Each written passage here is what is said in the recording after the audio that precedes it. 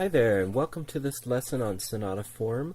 In this first part, we'll be talking about the exposition section of sonata form, and I think we'll just go ahead and get started.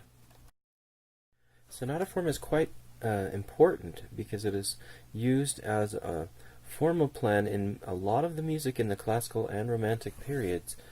You would normally find it as the first movement of sonatas and symphonies and concertos and quartets, and it's also found in many of the other movements as well, so it is pervasive throughout the classical and romantic periods. Sometimes it's called sonata allegro form because the tempo of the first movement is often allegro, but as I've pointed out, the other movements with other tempos can also be in sonata form. So sonata form is basically a ternary form, ABA. But there's more details to it than that. Here's a diagram that shows the three main parts. The first was called the exposition. This is where the main themes are presented in the tonic key and then another theme in a second related key. So in this diagram you see the first theme in the tonic and the second theme in the dominant. In the development section, different thematic elements are worked out or developed. So any thematic material going through any number of keys. It's a development of the material presented in the exposition. The third main part, called the recapitulation, is where the thematic material from the first part returns. So the exposition is returning, but now all the themes are stated in the tonic key only. So that's the main way in which the recapitulation differs from the exposition. So in this lesson we're going to be focusing only on the first part of sonata form, the exposition, and see that it's made up of several other smaller parts. So first of all, the first thing you hear in the exposition is the primary theme, or sometimes a group of primary themes. And this theme or group of themes is presented in the home key. After that theme is presented, we hear a transition that leads from the primary theme and from that home key to the secondary theme in another key. The secondary theme, sometimes also a group of themes, is then presented in that related key. So if our primary theme was in major, then the secondary theme is usually in the dominant key. We usually modulate to 5 for the secondary theme. But if the primary theme was in minor, then the secondary theme could also be in the relative major. So it could go to the dominant minor, or it could go to the relative major key. So those are the typical places to go. After the secondary theme, we have a closing theme, or again, could be a group of closing themes, that brings the exposition to an end. So those are the four main areas in the exposition. We have a primary theme, a transition, the secondary theme, and then the closing theme. Now let's look more in detail at the primary and secondary themes within the exposition. These two main themes typically have contrasting characters.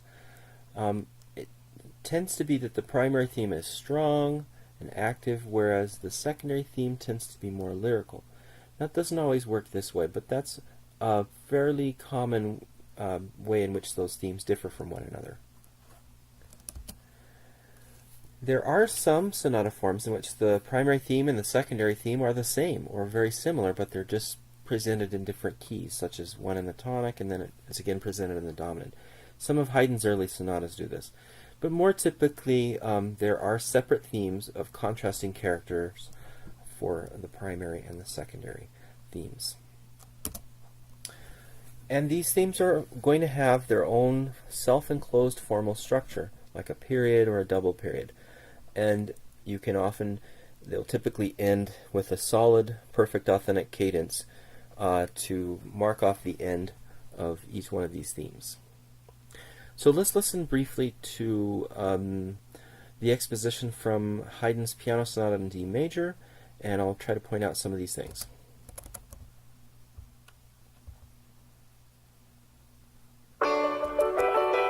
Okay, here's our strong primary theme. There's a half cadence. Okay, and then a pack. Now we move into the transitional material. The transitional section is going to modulate towards the dominant and a half cadence in the dominant. Now we move to a more gentle secondary theme.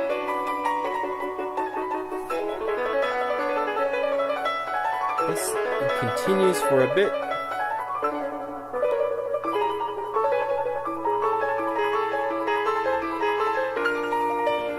Much longer than the primary theme. Here comes our cadence. There's the pack.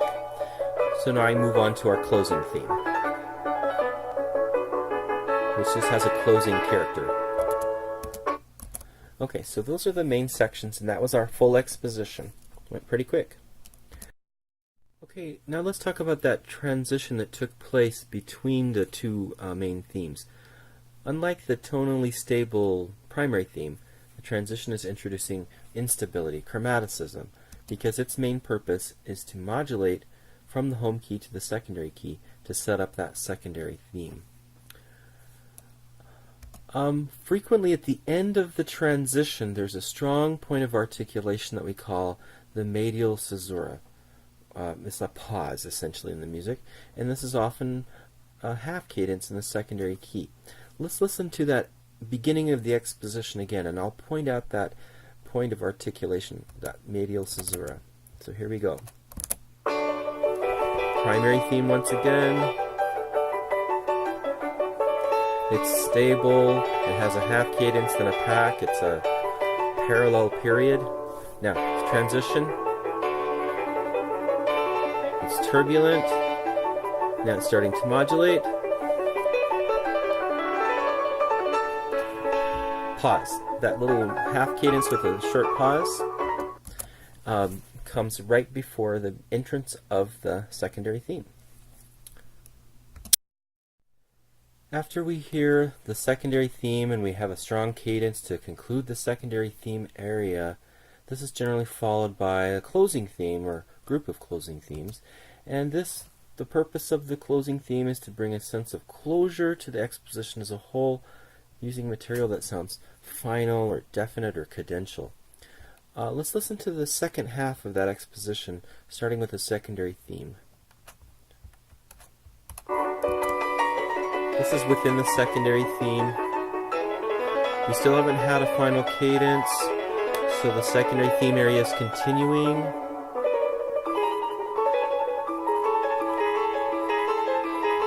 Has some unusual turns here, going into minor mode. Now here comes the cadence, and then we have this closing material. It's simple, it has a final sound, 5-1, 5-1, 5-1, 5-1, that sort of thing.